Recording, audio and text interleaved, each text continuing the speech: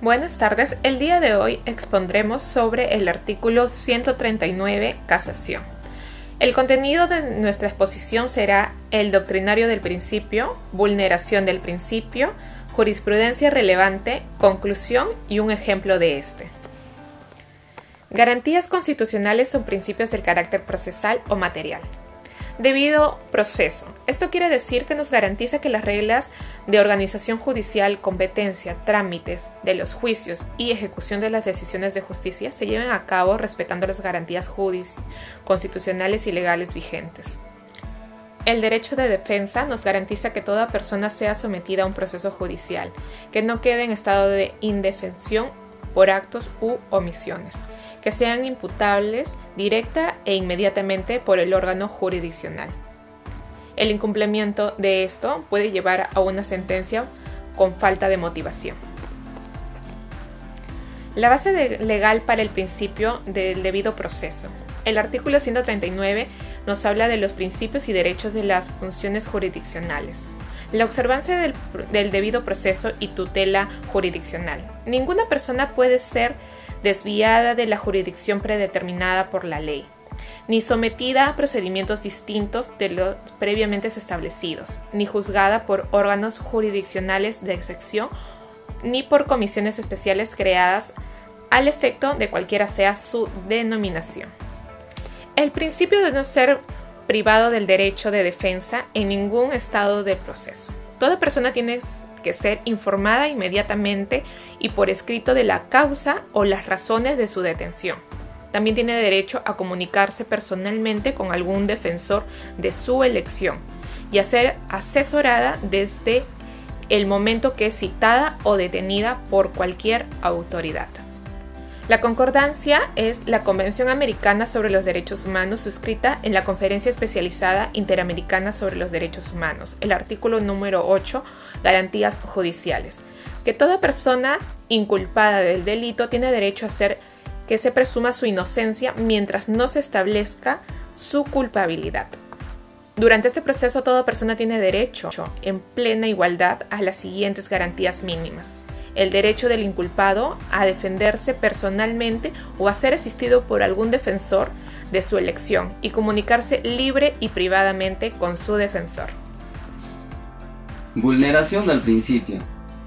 El Código Procesal Penal, en el artículo 423, en sus numerales 2 y 4, establece que para una audiencia de apelación se deben de tomar en cuenta lo siguiente. Primero, ¿qué dice el numeral 2? Dice claramente: es obligatoria la asistencia del fiscal y del imputado recurrente, así como de todos los imputados recurridos, en caso que la impugnación fuere interpuesta por el fiscal. Numeral 4. Si los imputados son partes recurridas, su inasistencia no impedirá la realización de la audiencia, sin perjuicio de disponer su conducción coactiva y declararlos reos contumaces. Dicho esto, la omisión del cumplimiento de este proceso estaría vulnerando los siguientes principios. Primero, el debido proceso, puesto que claramente estaríamos ante una situación donde no se respeta lo establecido en el artículo 423 del Código Procesal Penal y los numerales ya mencionados. Segundo, el derecho de defensa, puesto que estaríamos ante una situación de indefensión del imputado. Finalmente, la vulneración de estos principios va a tener que conllevar a una consecuencia. Y esta consecuencia podría ser que se dicte una sentencia sin falta de motivación. Jurisprudencia relevante. Casación 281-2011 Moquegua. La Sala Penal Permanente de la Corte Suprema de la República. La Sala Penal fallaron. Se establezca como doctrina jurisprudencial lo dispuesto en la presente sentencia casatoria. Situación que generó la controversia. La defensa técnica ni el citado sentenciado fueron emplazados, es decir, notificados para la audiencia de apelación.